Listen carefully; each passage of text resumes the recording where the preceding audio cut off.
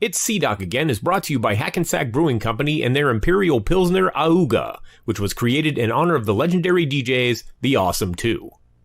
It's also brought to you by Chuck D. Spit Slam Record Label Group. The Spit Slam Record Label Group, a Chuck D situation. Catch us on your favorite streaming platform, on Bandcamp, or visit our official web store at spitslamrecords.com. All releases are available digitally or on CD, with select titles available on vinyl and cassette. The Spit Slam Record Label Group. Throwback to the future sound.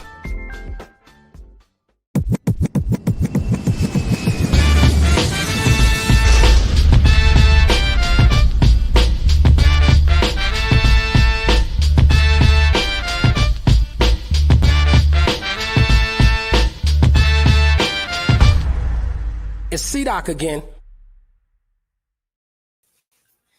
Hey, what's up, everybody? And my wife just walked in the door. It's Tuesday night. Yeah. Channel 0. Welcome back. C-Doc again. We got a great show tonight. It's not like we ever set out to have a shitty show, but got a great show tonight. And, of course, I'm not going to do this alone. Got to call the troops, the squad. Salute to Flatline, who's off tonight. Moving into, moving and shaking, if you will. But first up, she got her start. Classic Rap Radio. K-Day, the world's first 24-hour hip-hop station on the West Coast. Ladies and gentlemen, please welcome our lady from the heyday at K-Day, Jennifer O'Jenny. Hello. How are you? I'm doing all right. How are you? I'm doing all right. Aside from not being able to get my kids to go to bed, but you know. Right. Well, there's that. Mm-hmm. But, yep. Yeah. And you and I totally missed the bum rush that was Yag Fu Front this morning. Man, I tell you, shout out to 90s Tapes for putting it out, but they sold out like that. Yeah. By the time you want this? Never mind. Yeah. By the time I woke up, they were gone. You know? Yep. Here in the States. So, what's that tell you? You gotta love the Yag Foul, y'all. There you go. Gotta love them. Yep. Also joining us, the man with the most amazing Instagram account. There's no Instagram account more amazing than his. He's also the co-founder of a fantastic podcast, People's Distinctive Travels, coming from New Jerusalem. Our man, Ultramagnetic 7. Thank you for that intro, Don Tuesday. No more. I'm only Don Tuesday when there's murders to report, grisly murders. But it is a Tuesday, so you would be Don Tuesday. Yeah, it is. So, you know where that name came from? I do not know. There's an actual Cleveland newscaster. His name was Carl Monday. Wow. And, yeah. So, Don Tuesday. We had a weatherman here whose name was Dallas Rains. Great name. Dallas Rains. Great name. Yep. They used to rain in the 80s. In the 90s. Not anymore. Not anymore. Oh man. How are things with you, sir? I'm good. I have some pieces of hip hop mail. So our guest is here. Do you want to hold that until the end of the show? We can hold it. Okay. Jennifer's got her hip hop mail. There we go. I have mine over there. All right. But yeah, our guest is here. Yes, Bashan. Yeah, rest in peace, John Amos, aka Major Grant. Yep, that's right, man. Tell you what, the hero's been dropping like flies lately. So back to back to back to back. Back to back to back to back. Yeah. Yep. Crazy. But okay. Anyway, we can talk about that later. Let's get into it. joining us tonight. He's got a new album out that I really suggest. If you like the type of music we like, you grab a copy because it's fantastic. I mean, I don't think he's ever put out any subpar music. He's a hip hop connoisseur of excellence, if you will. So coming from the office, ladies and gentlemen, please welcome Godfather Don. Hey. Salute. All that. How are you, sir? I'm cool, man. Just getting in there. Didn't get that grub going the way I needed to, but I just it's all it's all good. It's all for hip hop, man. It's all for hip hop. Starve for hip hop, like jazz. Like we're starving in jazz. No, I'm just kidding. Yeah. No. If you need to at any time, and bug out and go get some food, it's all good. So okay. Well, we'll do the thing until it's done, and then yeah. Then we'll go take care of that. How are you doing? How are things? Yeah, I'm cool, man. Just came back from little session in Manhattan, so on the jazz tip. So, Word. Been playing a lot lately and stuff. So same thing, just a little, after you playing a few bunch of sets, yeah, blowing your lungs out and stuff, whatever. Right. Yeah. Can we talk about? Wait, what did I say? Yeah. Can we talk about the new record? Oh yeah, let's do that. Yeah. Thesis. There you go. Yeah. Yeah. And HHV Records, right? That's right. Yes. You can get it hhv.de. You can go there and get it. And get it. Yeah. I grabbed and it's everywhere. It's everywhere. I grabbed the CD because it has the instrumentals. So right. There you go. Yeah. So yeah. I mean, it's funny, right? Because I never put out stuff with instrumentals before. And now, I mean, but meanwhile, like all of the instrumental stuff I did put out that didn't have lyrics and stuff. I mean, people used to like that. And kids, like, oh, this is it, make their records on whatever, mix. Right. And so, I mean, when HHV say, hey, man, let's put out all the instrumentals with it. I'm like, what? Set, I'm like, who does that? That's something I would have wanted way back in the days, from this group or that group, man. Yeah, right. The instruments, So it was funny, man. It's kind of like you want to and you don't want to. Like, okay, what the heck? But it's cool, man. The fans like it, I guess, and it comes in handy, every once in a while. I think it may come in handy for me, like in a little bit, Nah. Hinting at something.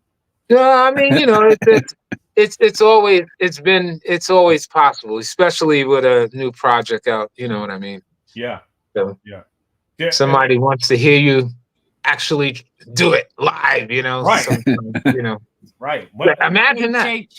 HHV, by the way, same people as the 90s tapes.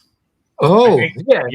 Right. Definitely. Yeah, I put out a bunch of stuff on the 90s tapes as well. So, so, I've been doing business with them for a minute. Been doing things. So, it's cool. Yeah, we were just talking about them. Right. Yeah.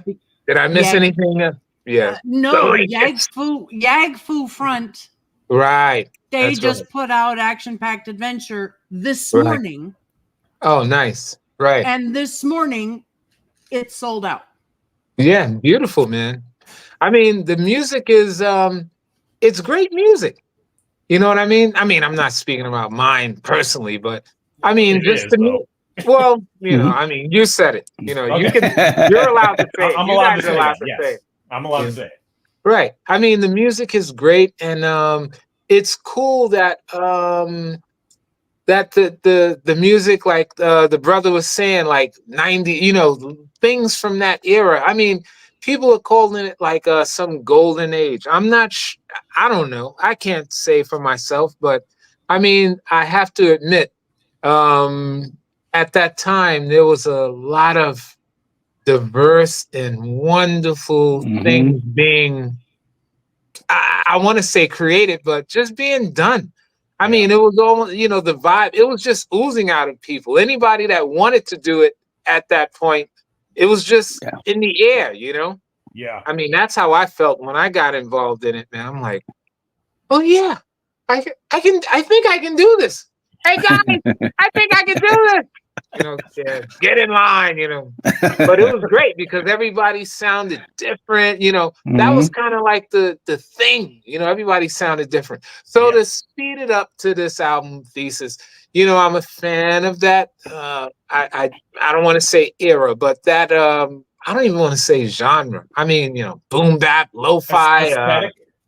Yeah, there you go. There you go. And you know, I felt like I wanted to just have some fun with it and do that type of thing.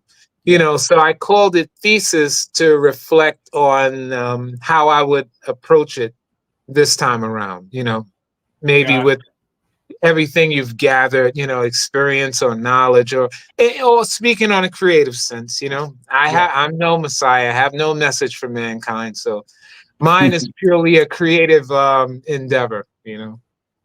At that.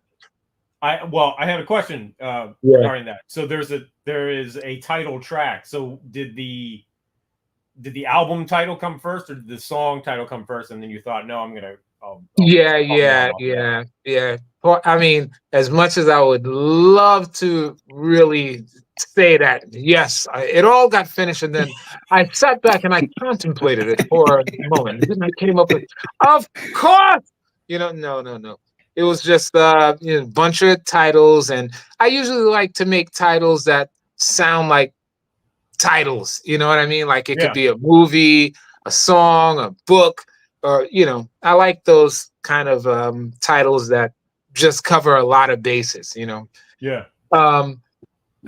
So yeah, you know, one of the tunes was called that, and you know, there were other couple tunes. There was some other tunes that I said, yeah, you know, we were saying could be that too, could be that, you know. So it just became like about down to like 4 of the cuts on the record, and we went with that one.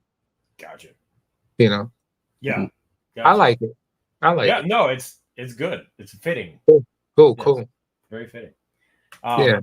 So, all right. So let's go back to your early inspirations and getting into hip hop and the music and were you writing first or producing? Good.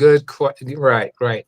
So as the legend goes, now I mean as the story goes, I had friends who were into it way before I was, just to, you know, keeping it a buck, you know, childhood friends who, I mean, because in my family, there were a bunch of musicians, you know, my father, my brother.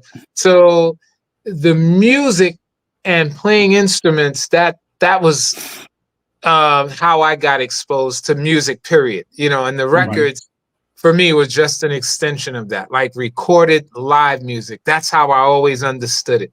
So I was always enamored with the live aspect of music first, which is probably why I never memorized like any of my rap songs. But, you know, don't tell anybody that. But, you know, I just love the live aspect of music, creating something on the spot and leaving it there like a good dog. You know, then you go on to the next locale. No, but seriously. Yeah, you know, I had friends who did it, and they would always ask me to play some guitar on this, you know, like Run DMC type thing, you know, put some rock licks on here and blah, blah. Hey man, can you use your beat machine, man, to remember? And then I started doing that, and then a couple of closer friends who were doing it say, hey man, you know, why don't you try it, man? You know, we'll make a group, you know, that sort of thing. Everybody, you know. Yeah. So I just tried it, and you know, it was okay.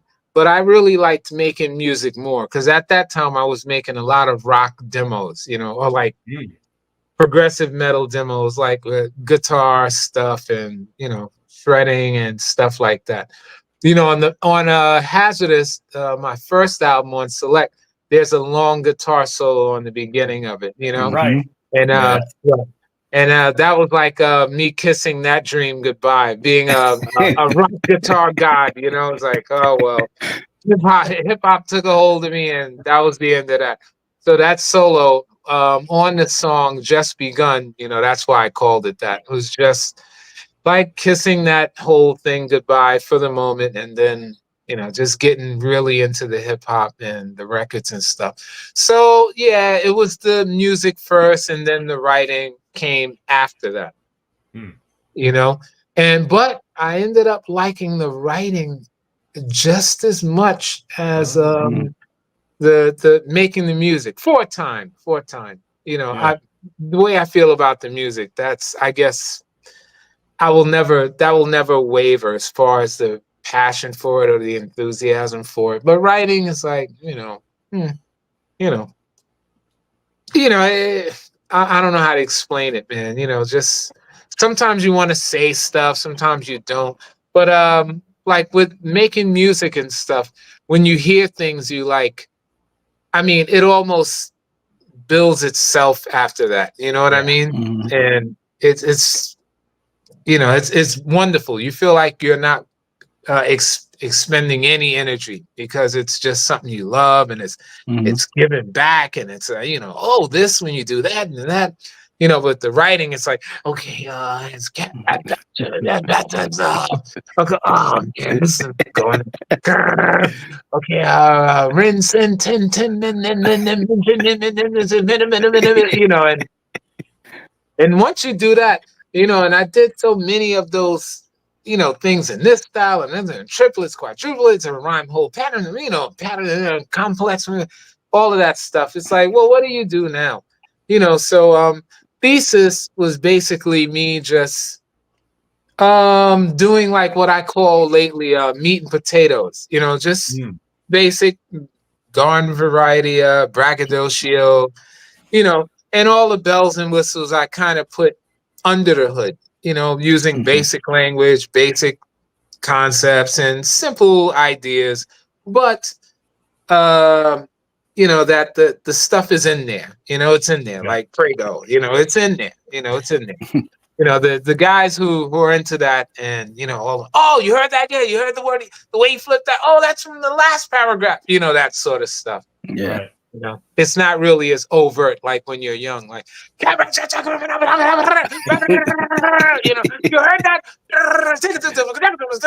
You know, it's like, I don't really have, I got tons of records where I'm doing all of that stuff where people are still trying to decipher what the heck was he saying? What's that reference from? You know, Right. So, yeah.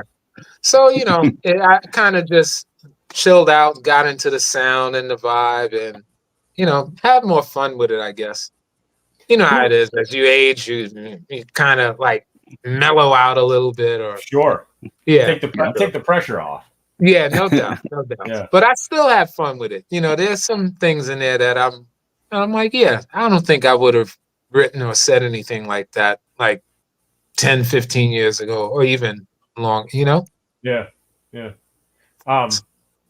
How do you start with song ideas? Do you start with beats, with music first, being musically inclined, or has anything ever come lyrically and you're like, oh, I'll jot that down real quick? Oh yeah, all the time. I mean, I could show you the books and pads that I have here. You know, put tons of them. I won't do it to you, but yeah, sometimes little phrases. You know, I kind of figured out a method of. I mean, when you're doing it as almost like a job, as I was at some point, obviously, you know, you sort of have things that are like works in progress. You know, you have ideas, or you have maybe like sentence structures or particular patterns you want to approach, or syllabic ideas and stuff like that. So I used to have bunches of pads, yellow legal pads full of that stuff. And then when you get time, when you finally giving time to writing a rap or whatever, you know, then you take all that stuff and put it all together and then just go, you know, like a mad scientist. Yeah, oh man, great start. And then you know, and it comes. Sometimes it just comes like, you got a whole song. You're like, you know, how the hell did that happen? You know, right. So, and as far as the music versus the lyrics, the music, I love to hear something sort of melodic and with some sort of emotional contact or some sort of emotional content rather, right? You know, something that moves you. You know, it can be a bar, it can be a 4-bar phrase, it can be you know, it can be a whole vibe of a song or a piece of material, and then just any section of it will still have the same impact. You know, you have things like that. So all of those variables, I look forward to, you know, running into all of those. You know, I really do it from a drum beat, like I got a beat. Okay, what can I lay on it? To me, I felt like that drove me in a certain direction too quick, right? Yeah. Whereas if I found a piece of material, I mean, for lack of saying a loop or a chop, or I found a piece of musical material, melodic material. I found a piece of melodic material then that had no distinct direction as far as rhythm is concerned. Most of the things that I would start out as a nucleus for a beat, musically, it would be something like that. Just a piece of melodic information or musical information. Yeah. Then I would almost formulate a rhythmic approach around it, right? Right. And, you know, which is cool because it can be challenging where you may come up with a drum pattern that, you know, say, I don't know how I would rhyme over this, but it sounds beautiful with the music, right? You know? Yeah. And being fortunate enough to do some work with other people and remixes and stuff, you know, like Nas, you know, Fat Joe, a lot of stuff. You get to separate yourself from the music lyrically at, you know, at a nice distance, you know, because you're doing stuff for other people as much as you're doing it for yourself. So you tend to listen to the music in that way first. Like, that's dope, man. Wow, I wonder could I do something on that? Believe it or not, you know, I really make something like, yeah, this is mine. And this is anything I've ever tried like that, it has never worked. I've ended up giving it to somebody else or, you know, just trashing it, you know. Yeah. I mean, I get that would explain why I have so many demos and reissues, demos, albums and demos and, you know. A lot, yeah. Yeah. I used to just make stuff and go, nah. You know, like it the night you did it, and then the next day, and then end up having all that stuff pay your rent. You're like, wouldn't do that, you know. You know, it's funny. Real funny. Yeah. Speaking of demos, how was the process? And you mentioned Hazardous. Yes, and you already answered my question about the guitar solo because I was I always thought it was very gutsy to start off your album with a guitar solo. So. Pure anger and rebellion. You know, just going and leaving rock and roll, kicking and screaming, leaving it kicking and screaming. Believe me. I have some video that's funny. Like, you know, I was trying to document when I was making Diabolique for Hydra Records. Yeah. And there's like a whole bunch of footage of me playing guitar on maybe half the tunes on Diabolique, and then just scrapped it all. Yeah. I mean, but the funny thing is it's all on video. So I was talking to somebody about, you know, who probably wanted to use some of it, but I don't know. It's a weird tape. Just me playing guitar in the studio over all the tracks and over some rock stuff. And, you know, it was weird. I said, nah, this is not yet. Not ready for prime time. Not yet. Not yet. Interesting. Yeah. Interesting. Yeah. So, what was the demo process like? How did you end up at Select Records? And Oh yeah. or was there a demo process?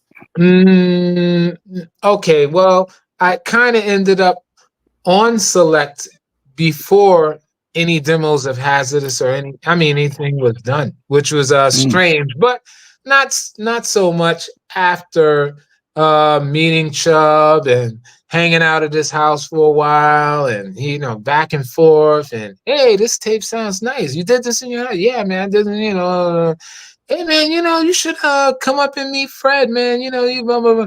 Yeah, you think so? Yeah, man, trust me, man. I think man, went up, talked, met him. Hey, wow, sounds good, man.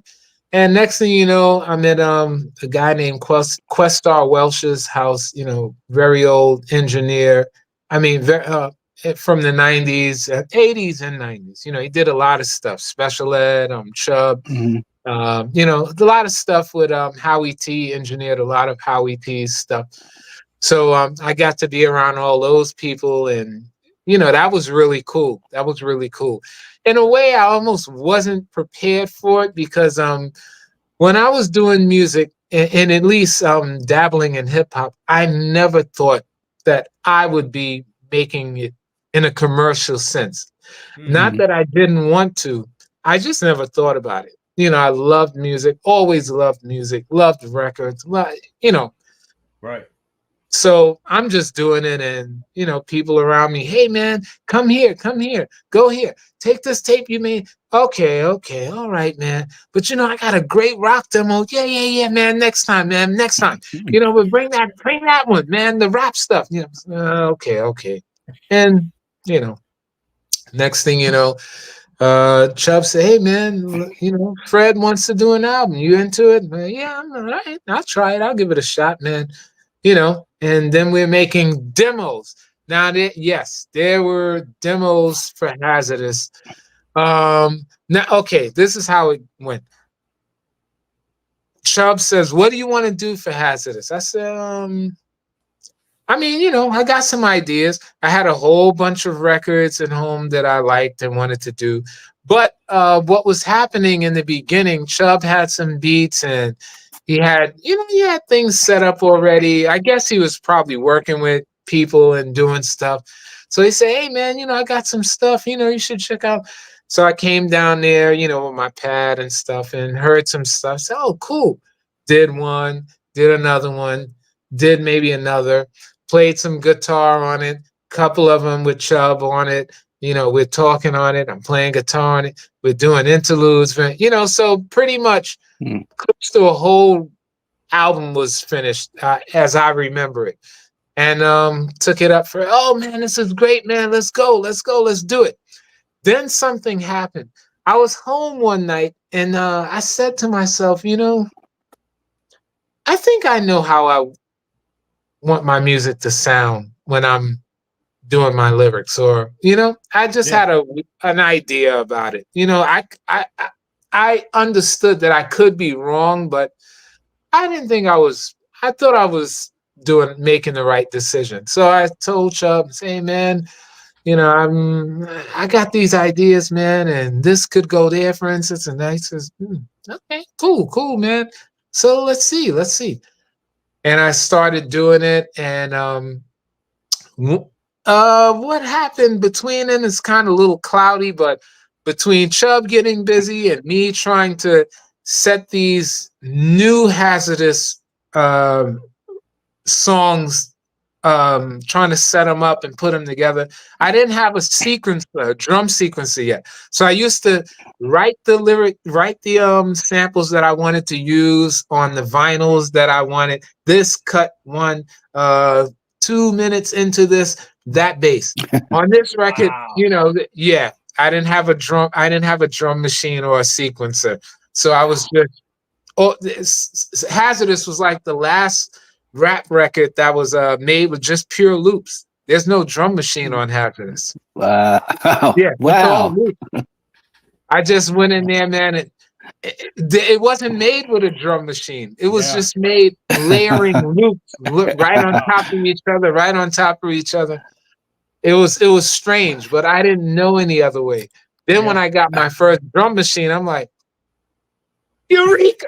This is how they do it. I'm crying. And then, sampling drum machine, like an MP. Thank you. Thank you, Lord. Thank you. Oh my God. I can store all my sounds. And that just exploded. And that was that. That was that. I just went crazy making stuff, and then that was it. Everybody in the neighborhood started, you automatically end up with a posse. You know what I mean? Like Marley Marl, or you end up with a posse. It just comes with being a producer, everybody. I don't know one producer that was worth his weight that didn't end up with a posse. You know what I mean? So Wow.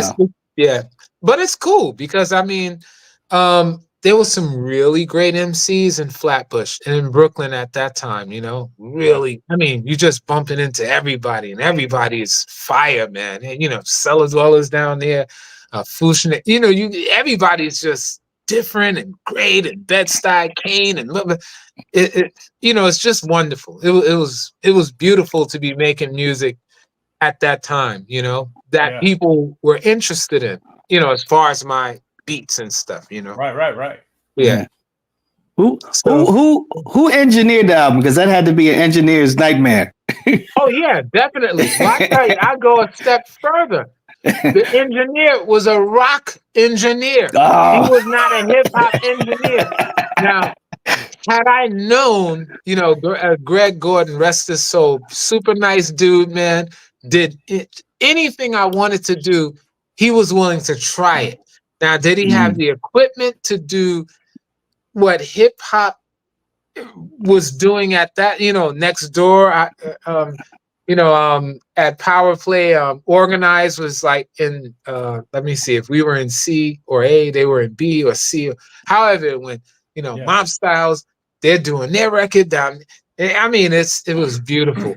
And all of these guys had great drum machines and, these Lin drums and all this stuff, man.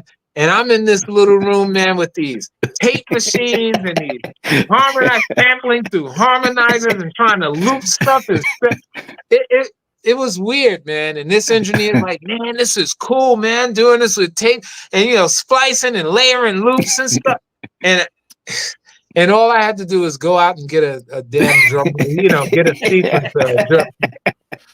I don't know what the hell I was thinking, but I did love records and I loved sampling. I still love sampling. Sampling. Yeah, I just love it. To me, it's an essential aspect of hip hop and underground hip hop, especially, in my opinion. Okay. Yes. We totally agree. Okay. And shout out to Greg Gordon, because he worked on Takes a Nation of Millions to Hold Us Back. Oh, you serious? Yeah. Oh, okay. Beautiful, man. So now he lives out here in Pittsburgh now. Oh wow, incredible, man. And it's so funny because I think Public Enemy on the back of Hazard. I'm not sure, but anyhow, yeah, Greg, he was super nice dude, man. He was just down with whatever I wanted to try, which I guess made me not question or request too many things, because anything I wanted to try or hear, he was willing to try it and make it happen some kind of way. I guess he was saying, oh, let me do something. I hope this guy don't ask, where's the drum machine at? Where's the secret? I was just coming from my house with a bunch of records. So if I was able to hear something I wanted to hear as far as processing, then, I said, oh, cool. You found a way to do it. All right, let's go to the next thing, Yeah, that's dope. Wow. When did you start buying records? Were you like as a kid? Well, this is funny. I started buying records probably in my 20s or maybe late 20s, because my father had a really nice stack that he left me when he passed. And also, once I got the fever and the bug of digging and stuff, I naturally just dug through my apartment to my neighbor's house and dug through his apartment to the neighbor downstairs house. And through there, I made my way over to that sexy lady. And no, I'm looking at your records, not you in a nightgown. You know, that all of that stuff. Oh man, you think it's possible if I can? And believe it or not, a wealth of wonderful music. And I didn't think about buying records until, you know, you get the bug, you start hanging out with Juju. Shout out to Juju from Beat Nuts, and you're hanging out with Vic, VIC, you know, and they're talking these records, you know, Mulatto of Ethiopia and Joe Farrell, and you're like, what is it? And you start hanging out with them, going to these great stores and looking at these $100 records and going, eh. And then the guy pulls it down. They're like, hey, Don, just, hey, bring that record. I'm not paying no 100. Puts the record on. You hear the most wonderful break, man. I guess what everybody's used to now, but you hear and you go, whoa, is that where that came from? Yeah, man, that's what we doing. And then I caught the bug. And then I started slow, you know, $5, this, you know. Then every once in a while, you do a good job or somebody pays you good or something, you know, then you go splurge and you're next to the guys like, hey, you know, Pete just came in here and he bought that one. Oh, yeah, give me two. You know, that kind of thing. And, you know, trying to follow your influences and your peers and everything.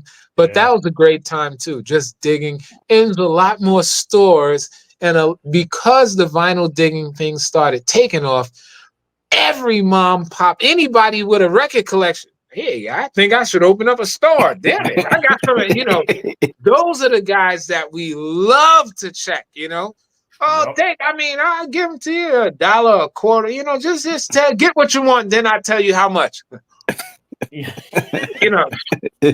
Right. So those years of digging, nobody saw me. I was in the basement or empty, or, you know, just in the weirdest, you know, places, just finding a bunch of records. So most of my collection came from other people. You know, other people's, you know, like families and stuff. You know, I knew a lot of people with great record collections, believe it or not. I guess because being a musician, I ended up meeting a lot of older musicians, you know, boy, you know, and they always had dope records that were already referenced. Most of them, like, oh, you want to hear a real guitar player? You want to hear something real funky? Check this out. This is the one. This is the $100 record. Can I please borrow this? Oh man, tell you can have it, man. You know, I'm good with it. I listen to it enough. You know. Right. You know, yeah, I got some of my hottest records like that, man. You know, I would tell Vic and Beat Nuts, yeah, look what you got, man. How much you paid? How much, man? I paid $50 for mine, man. I paid $75 for mine. My neighbor gave it to me. You know, I get a lot of stuff like that, you know. Yeah, and I'm expecting the Ultramagnetic drums, probably, you know, and stuff like that. We used to have fun with it, man. But nothing was fun. I mean, fun was going out of state, you know, with all those guys as well and digging, you know.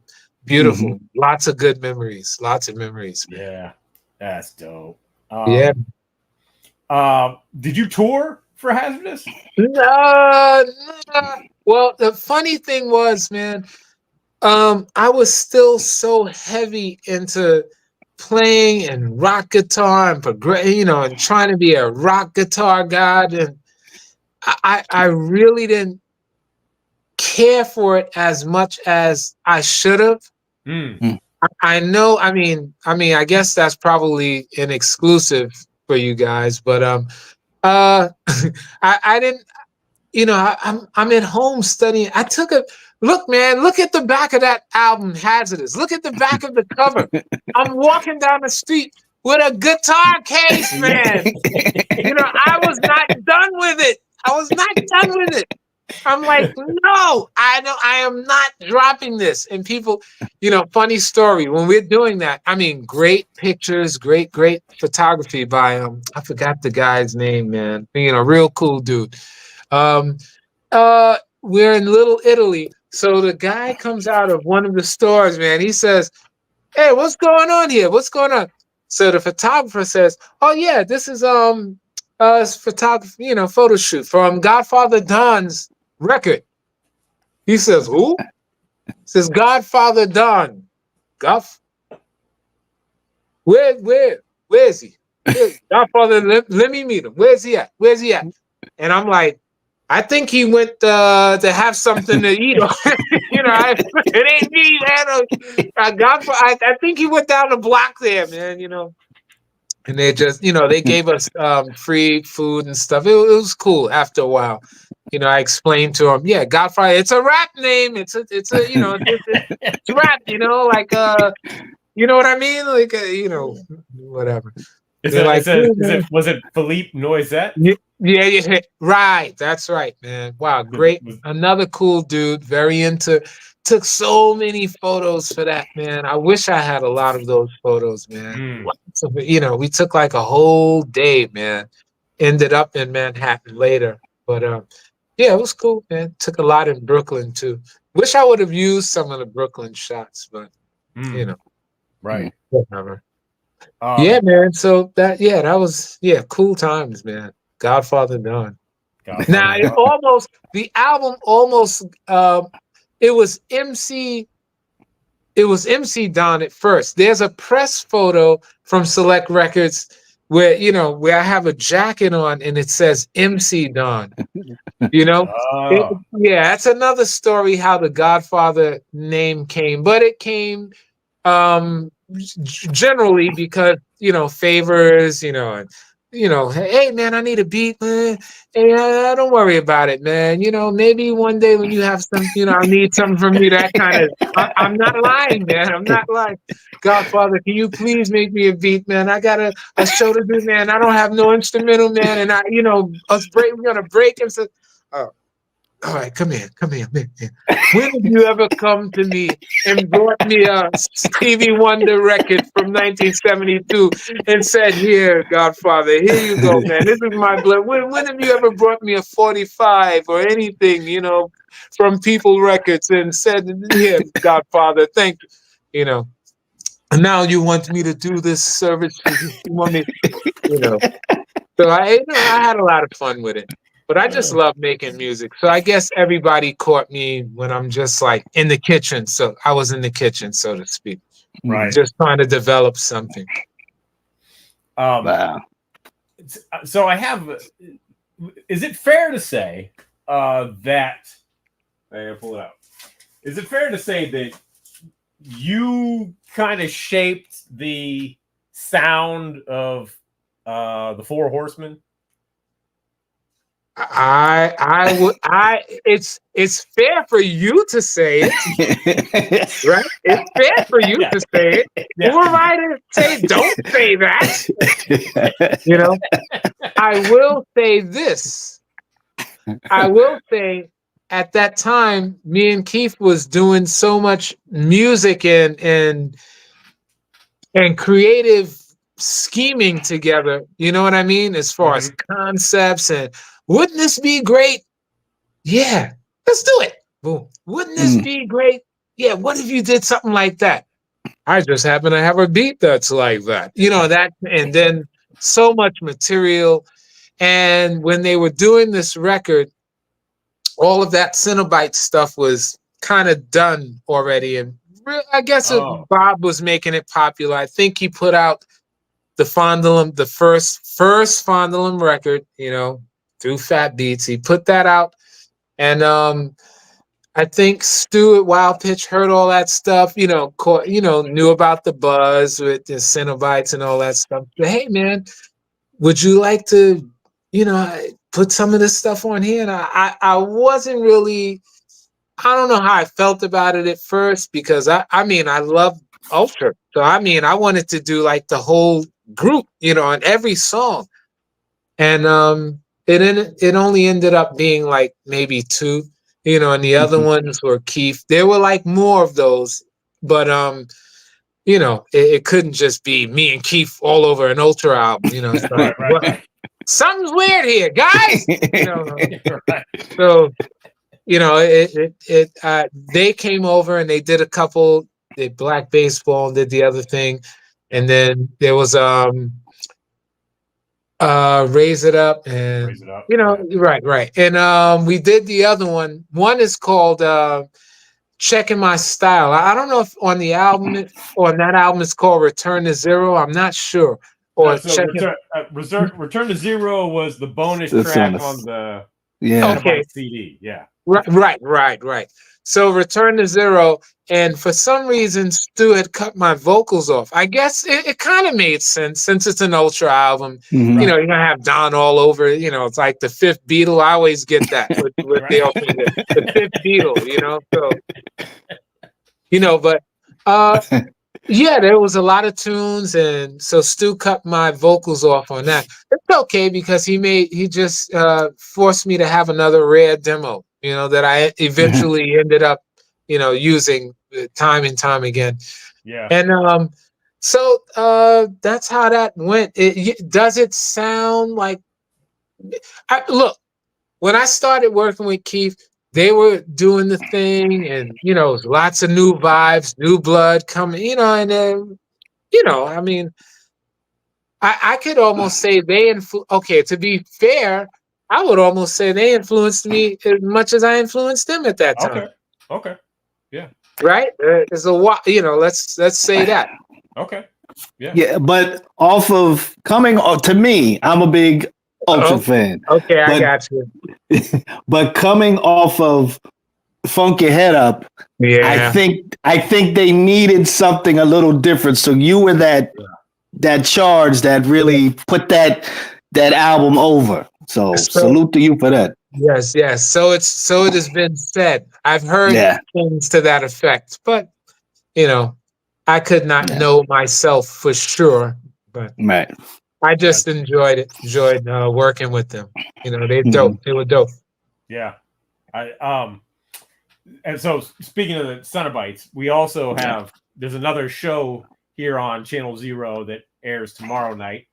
Right. And a couple weeks ago, with Mocha Only and Dave Sy, it's called the Body Hat Weekly, and they do deep dive on albums. Woo! And so a couple weeks ago, they did. No. Yeah. I mean, that's a rabbit hole, man. That's hello. Wow. Deep dive. Did they come back up for air yet? Did they? Yeah. Oh, I had to join them for this one because that's cool. Yeah. I mean, that was wild making that. I mean, it was like I always compare it to like the Beach Boys, what it must have been like making Pet Sounds and Beatles making Sgt. Pepper's, you know. Yeah. This something that had a life of its own. You just had to grab it by its creative tail and hold on for dear life, you know, and get down as many documents as you could from the ride or from the vibe of the thing that was just being sprinkled at that time. You know, very fertile, creative, prolific on Keith's part time, you know? Yeah. You know. How did you meet Keith? I think we were trying to sneak into a music seminar. They used to give these music seminars in New York, you know. I guess, you know, everybody would like a convention or something like that, you know, you send away New for your music badge. seminar. Oh yeah, right. You get your badge. You're like, yeah, I got my badge. I'm supposed to be in here. I'm an entertainer. You know, that kind of thing. So I think before I got the badge, I bumped into another friend of mine from the neighborhood. Said, "Hey man, yeah, you know, we trying, yeah, man, blah, blah, blah. You know, the security guard, I know him, that kind of thing." And then the mutual acquaintance, buddy said, "Hey, there's Keith." I said, "Who?" He said, "Keith from Ultramagnetic, man." I said, "You know him?" He said, "Yeah, man. We grew up there." Boom. Run him. Yo, Keith. Yo, what's up? Yo, this is Godfather Don. Oh, okay, cool, man. What's up, man? How you doing? Yeah, man. Yeah, big fan, whatever. So we're all running around just talking.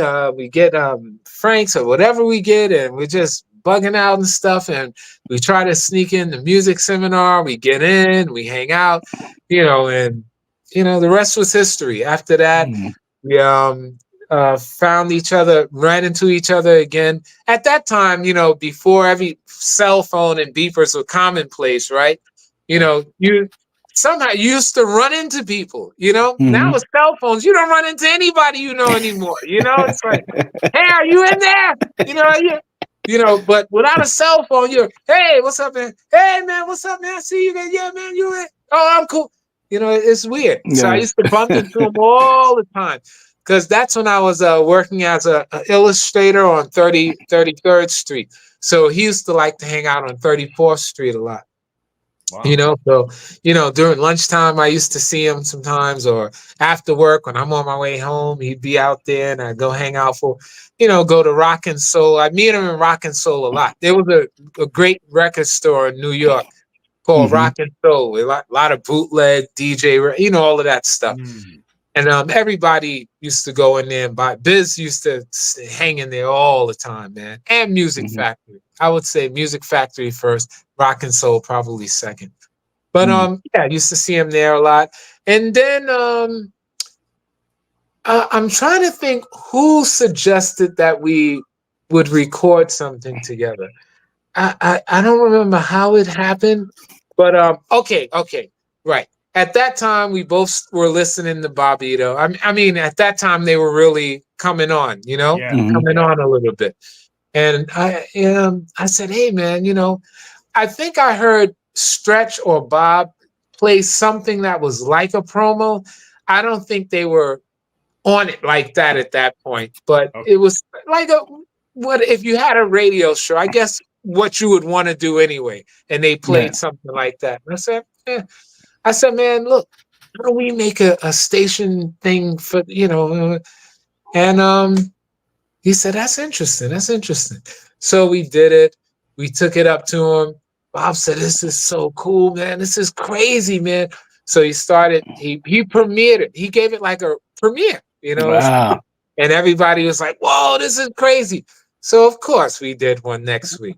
Then I did that one. Hey, then it started getting like a shtick. Hey, we got a new promo just got hot off the presses. We're gonna premiere that later. I'm like, this is a record or and it was just funny, man. And we just used to sit around and listen to him. And then after a while, he invited us up. And at this time Hazardous was old news already. So I was just basically doing stuff, whatever. And I was getting together with Jerry at Hydra Records. So we were going over that stuff, and I was working on demos from Diabolique at that time. But it was really like a Keith thing. We were still in the middle of all of that, the Cenobites kind of stuff. And then Bob pressed it up, and and we kept going with it a little bit. And some of those records ended up being on the Four Horsemen, so right.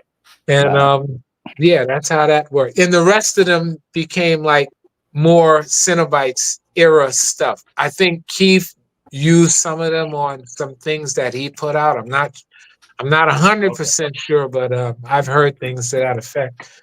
I mean, I'm not a really big listener. I like to make music more than to listen to it. I don't know if that sounds counterintuitive. I'm not sure, but no, that makes sense. I like to make it more than I like to listen to it. I would rather spend more time making music than listening to it. Okay, right. Yeah. All right. I get that. Yeah. Usually when I finish a project and like I'm done with it, I don't listen to it for a long time. Yeah, definitely. Same here. I mean, I've listened to Thesis maybe once because I had to, like approve some, right. Yes. I had to. Yes, you have to approve the master. I said, okay, if I have to. Yeah, you just gotta fight the resist the temptation. I should have said it. I should have did it. I should have did it. I should have turned up there. I should have did it. So. Yep. But jazz teaches you, as something is, that's all there is. Whether it's gold or manure. That's what it is. Yeah. Yep. As long as you did, you gave everything you had to give for that, to that, at that, when it was being done, then that's it. Yep. That's it. Same with all my paintings. Same thing. It's that's it. One last note about Cenobites. Rhymes I Sniff, aka Carlos Died, is one of my not only one of my favorite songs, but the title is amazing. Right. I don't. That was the only title we could pick that I felt was that described what I wanted the record to be about. Which was rhymes as drugs, or like different style as drugs. Yeah. Yeah. Well, that's why we're like, we're vocalizing it in those ways. He takes the hit of that, and then hit of that rhyme, then he comes up. I take it. Oh, my head's feeling like it's what we the rhyme drug, whatever we would take, would put us into the persona of the delivery that we had to give. So I know it seems like very high concept, very, very high art, concepts, we were dealing with, really approaching the science of. We always joke about that line, like, you heard about Carlos? He died. Right. Now it's funny, right? Because now that's pure Keith, 100%. Got to give that to Keith. Only Keith would come out of nowhere with something like that, and I'm like, hey, and I'm like, hey, you heard, because he's doing some stuff like just stopping in the middle of it and something. So I'm like, we're on a street corner, we're in an alley, two fiends with rhyme drugs, man. Man. And then one guy, we were just joking, like somebody who OD'd, thought he was all that, wanted to be all that. And, hey, man, you heard Carlos that, right. So it was just crazy, man. It was like a live experiment being recorded, like most of the Cenobite stuff was. It was just live. Rarely did we do anything twice. Rarely. Man. Everything first take. Almost everything first take. That's probably the beauty of it. Yeah. Right. Whoa. Okay. Sorry. Yeah, I try. Oh. Alrighty. Man down. Fucking stealing my stuff. That was Keith. That was all Keith related. I guess Carlos died. He did that. Right. Yeah. You hear about Carlos? Fuck, he's stealing my stuff. I like how they come right back in. I love this song. Fucking up dope, man. So good. Woo. So good. Alrighty. Yeah. Talk amongst yourselves. Yeah. Well, hopefully Don finds his way back. I have a question to ask him. Where is somebody? I gotta. Okay. It's not where is Carlos. No. We assume Carlos died. Right. Exactly. Carlos is long gone. Yes. He was gone a long time ago. Yeah. He's been gone for a minute. Mm-hmm. Yes. It seems a lot of people in the comments, they love that Cenobites album. I've seen a lot of people comment about that. Yep. Yeah. I used to have that I know. on wax from Fondulum that I got from the footwork store in Philadelphia, but sadly it's long gone. Oh man, Yeah, tell me about it. tragedy. Can I just say one of the most horrific names for a record label? Just have to Fondulum? put that out there. You should see the logo. Yeah, I don't know. I used to have a Fondulum T-shirt, and people would look at me like, "What are you?" Not the one with the mic and that, but the one with the guy sitting there. Oh, nice.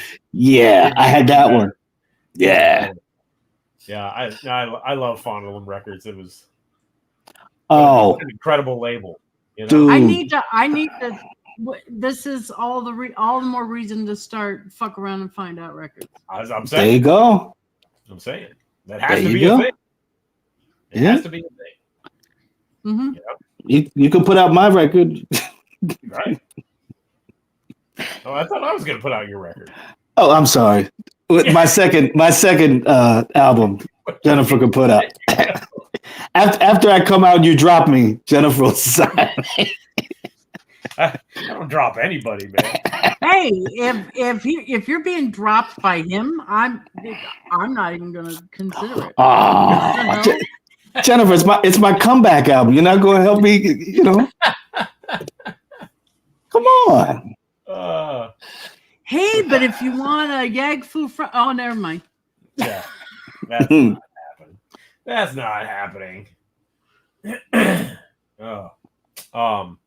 Well, he was here, but then didn't quite connect. So hopefully he thought the better of it. Yeah, He was like, "Yeah, okay. screw them." Okay, we're still here. Yeah, come on back, Don. Yeah, he might be like, "Fuck it, I'm going to eat."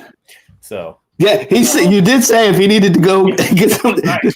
This is the lunch break. Right. I am so glad you asked about the guitar on that because that was one of the things I wanted to ask. Yes. And it's so funny. A buddy of mine that he produced demos for me, and he's the guy that when I met Prince of Superstar, he produced on our album, Big Jim Slade. Big Jim Slade, yeah. He's the one that introduced me to that Hazardous album. And Slade played guitar. So he saw somebody else, like he saw the back of the cover, same thing. He's like, oh, and then when album opened up like that, and then it went he still liked it, but he was like a wee disappointed because he wanted more of the guitar. Guitar, yeah. Yeah. Yeah, exactly. There he is. All right.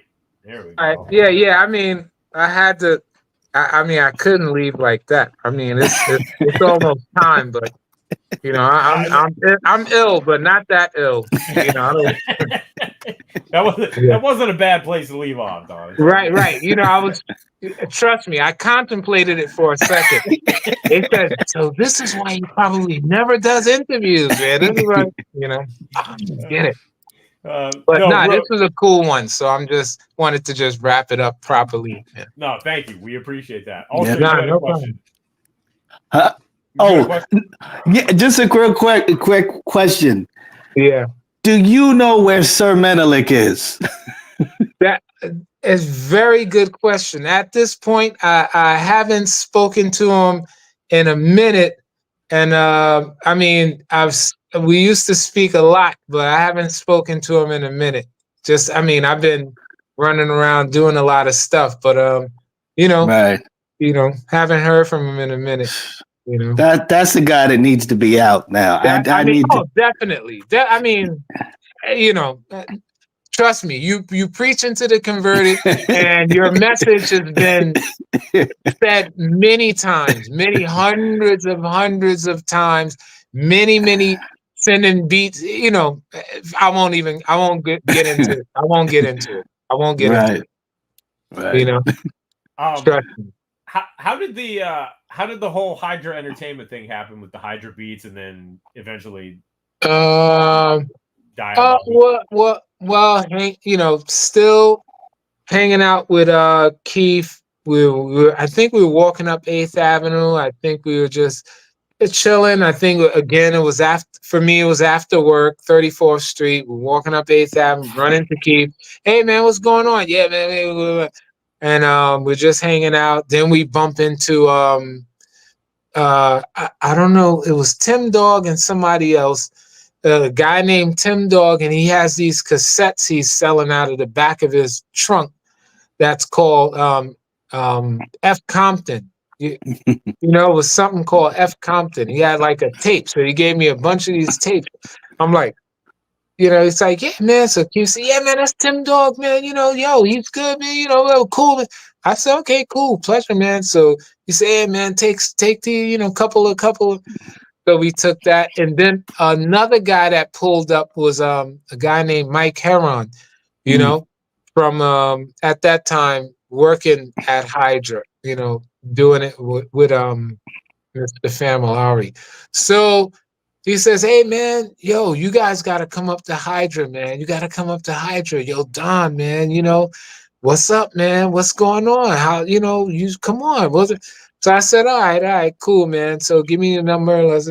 So we made a couple of calls back and forth. Yo, you need to come. So I came up, you know, played a bunch of tapes. I mean, he already heard, pretty much everything. But the buzz was like Cenobites at that time in the promos. They were really doing very well. So he was like, hey, you know, why don't you do some stuff? So again, started to do a whole bunch of demos, it was kind of cool, and it's not so cool in a way because, like wherever you put me, I just start working and doing demo. I mean, it's cool, but in some situations might not be the best approach. You know what I mean? You know, some circumstances may not be the most expedient thing to do business wise, you know, just making a whole bunch of mountain of demos. Nah, none of that's good. I don't like that. So there's like many versions of that album before settling on what was there and what came out as Diabolique, and basically settling because again, anything that I'd made at that time that I kept over like a month or something like that, I just, you know, because I was always writing. I was always writing. In my 9 to 5, I was writing, painting and writing at the same time, you know, and stuff like that. I wrote all of Hazardous. Writing wasn't that hard to me because I love to read. I love books. I like manuals or treatises, documents, theses, old 15th century, explaining the melancholy state of the brain, you know, all kinds of occult, esoteric, you know, all of that stuff. There's hidden books of the Bible, all of that stuff. At that time, I was just soaked all of that stuff up, and it all came out in the raps, all of it. So that's part of the reason why I really can't listen to a lot of it too much now, because at particular times I may have been into a particular thing, and then it would really reflect hard on whatever it is I was writing, you know, for better or for worse. And some things is funny and cool. Some things it's like, wow, that's disturbing. You know what I mean? Like, what the heck was I into at that time when I made that, you know? And that's basically how it was, how I was influenced by a lot of things around me, especially reading. So writing was like, it was pretty easy, you know, as far as writing rhymes, you know, subject and concept wise. I mean, even though pretty much I'm just a fan of braggadocio and I jumped 10 feet high and I'm knocked the sun out, you know, and stuff like that. You know, I just love that stuff, you know, Kane, you know, I leave it to Public Enemy, Rock, you know, all of those wonderful, beautiful brothers who do that stuff much better than me. You know, stories, Slick Rick, Dana. for me, just I'm the best, and this is why. I like that. Yeah. Kumo D. I liked all of that stuff. Yeah. LL. Yep. I'm bad. That's it. That's what I loved about rap. Yeah, that's right. I'm that. That's what I loved about it. Yeah. I didn't get into it to really describe what was happening in my neighbors.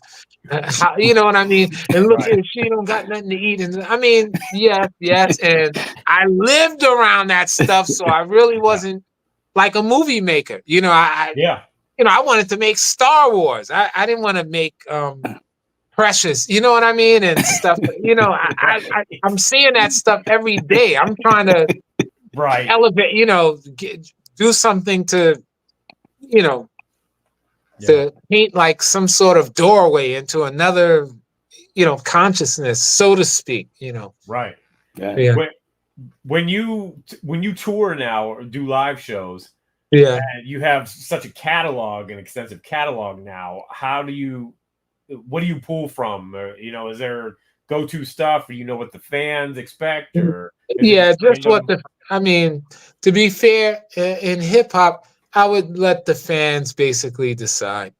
Yeah. And not that I'm not attached to it still, but just that I still don't consider myself anything like that. Like hey, they want to hear, say this. I don't see myself that way. So I'm like, okay, well, what records you like, or what's playing, or what's popular, and then I just go with that. Gotcha. Maybe counterintuitive again, but unfortunately, I'm a slave to music and the creation of it, and being a part of, being involved with, so unfortunately, those things tend to fall in second place most times. Yeah. If another exclusive. So. But also remember, he doesn't remember any of his own lyrics. So Right, it's whatever right. comes over the teleprompter. Pretty much. I'm a born improviser. When I did Hazardous, in any record I've done, where I've written lyrics, I've wrote the lyrics kind of, I wrote the lyrics as like just an expression of a sentiment. Then I would take it to go in the studio. Then I would say it like 10 different times in different ways, Well, let me start with the emphasis here, and then, based on the way I wrote this, I can see this syllable that matches that is going to fall on this beat, and that would take me into this kind of cadence. So let me try that way first. Then I try another way first. Let me just try it willy-nilly, like read it like I'm reading poetry or like spoken word. Let me try that way. Then and then I would just pick the version that I like the best, or that felt like, yeah, that's it for the beat. That's it. Yeah. Wow, interesting. That's an interesting approach. Yeah, I mean, I didn't know any other way. I mean, nowadays, since I started making more beats than writing, there's always music beats around. I'm like, oh, that sounds good, man.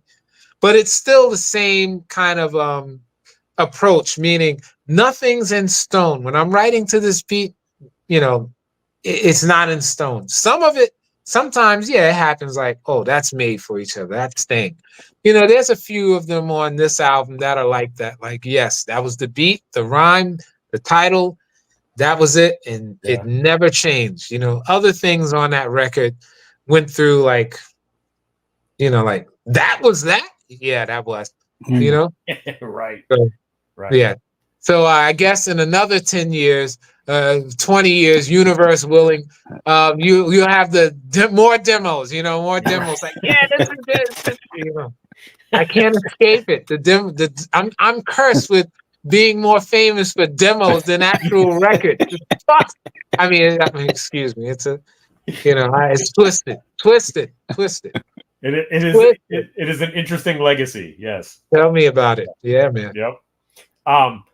Before we let you go, I would be remiss if I didn't ask about some of the, like you had mentioned earlier, the Nas remix, the Gemini, the Gifted One remix. Right. How did that work come about? At a certain point, a lot of it, thank goodness, was word of mouth.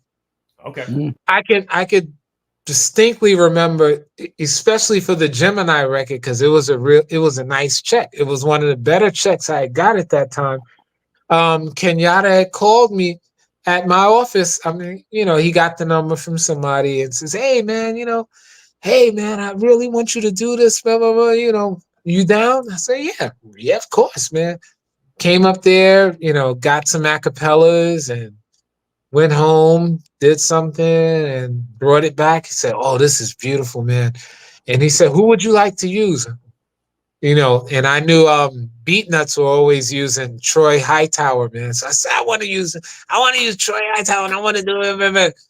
So, I did that. And that was one of my favorite projects, believe it or not. Just the production, the way it came out, the ease of it was just nice. It was just nice, and probably the Nas that too. Those are like two really cool, easy going jobs that were, they were over before, before I got to really, really dig in and enjoy them. Like, oh, that's it. On the other hand, other things were like, it's like pulling teeth, bro. It was like wow, man. It's like 3:30 in the morning, man. But still fun. Curious George, but no, Curious George sessions were beautiful, fun. Oh God. One of these days, man. Oh wow. Woo! Yeah, Curious George, man. Great times. Yeah. Shout out to Curious George. Shout out to Curious. Man. Got that new project coming. Yeah, no doubt. Yeah. We're looking forward. Always looking forward. Cool. Yeah, man. Mad Vinyl NYC says salute and please press Donnie Brasco wax. So. Woo! Yeah, people ask me about that. I never heard that album. Never heard it. Again, my estimation of that project. If there was material that came out after Diabolique, and when I thought, wasn't working so much with Hydra, or just involved in other stuff, that project came out and people were telling me about it. And I'm like, So I've just figured it had to be some more of that demo material that was transitioning out of Cenobites into, like, I guess, my Hydra kind of, Screwballs, Mob, all these Big Pun, Triflix, all these guys, Poet, really great roster of Royal Flush. And I was like, I had hide my backpack first. Then, no.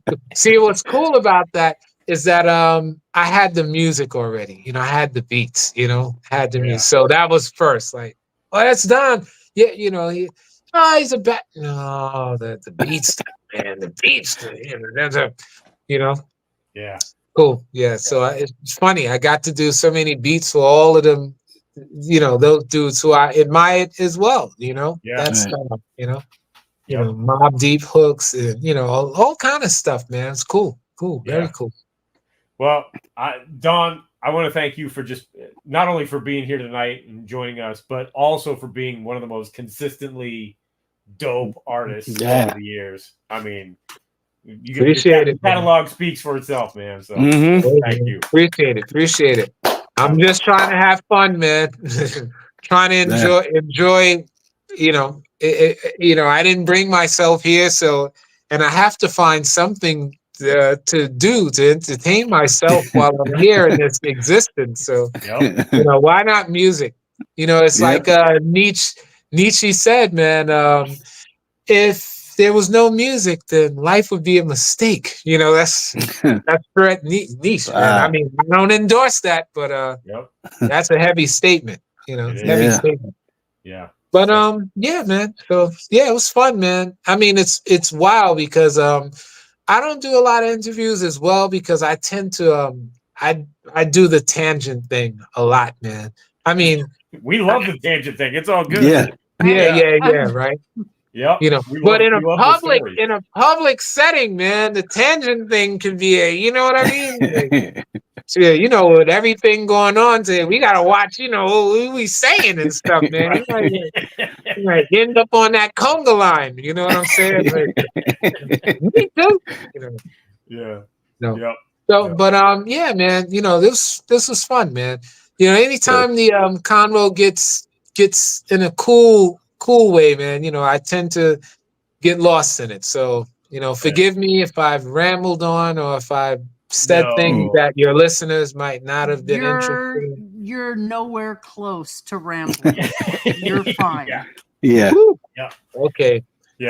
Then I'll quit while I'm ahead. We appreciate the stories. That's what we're here for. We try to document the stories and things. Cool. I appreciate that as well. I really do. Really do.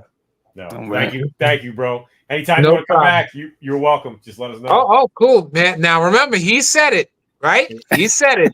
Of course. Come back, Doug. Come back. Yeah. All right, Yeah. cool, brother. Definitely. Definitely. Thank you, All right, sir. peace. Yep. Peace. All right. There he is, the Godfather Don. Good one. Good one. Yep. There he is. There he is. Good one. Hopefully he goes and gets some food. Yeah. Yeah. You know. Whew. Yeah. Great stuff. Yes. Yes. Yes. So, Ultramag, before we wrap it up, Yes, sir. the hip hop mailbag. Hey, Jennifer, we're going to do this together. You're going to pull out your, well, that sounds weird. You're going to pull out yours. What? Yeah, that sounded mad weird. This, you mean? Yes, we have our, there you go. Everybody, actually, yeah, you too, Doc. So obviously we had T-Ski Valley on a couple weeks Pull ago, out yours. Yep. and he blessed us with those T-shirts. So Grand Groove. Got another funky break for you. Hit it. Yep. Yeah. So shout out to T-Ski Valley. And actually who I was talking to Sugar Bear the other day. Sugar Bear met him the other day. Oh, nice. So yeah. And also in the mail from our good friends over at Weaponized Records, nice. we have Volume 6 by Delightful. And it's called Live at the Farewell, and I'll tell you in a minute why. But this is dope because it goes through a history of music.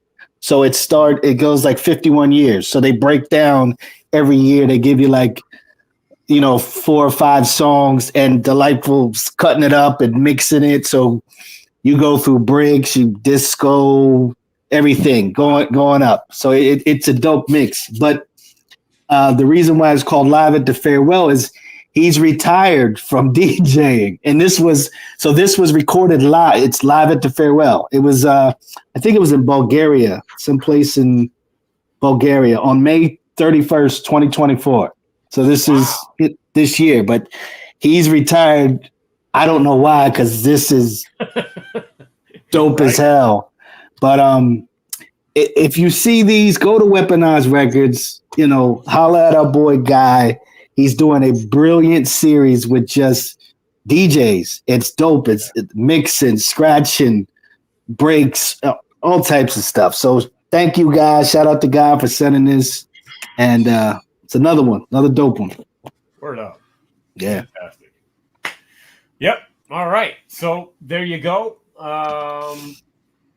We can wrap it up now. Thank you, everybody, for joining us. And you can catch me along with Mr. Chuck D and Flatline every Friday for the Angie Don't Stop radio show on Rap Station, uploaded usually to Mixcloud or in select markets on the radio. And then you can also catch tomorrow night is another new episode of Body Hat Weekly with Dave, Sy, and Mocha Only.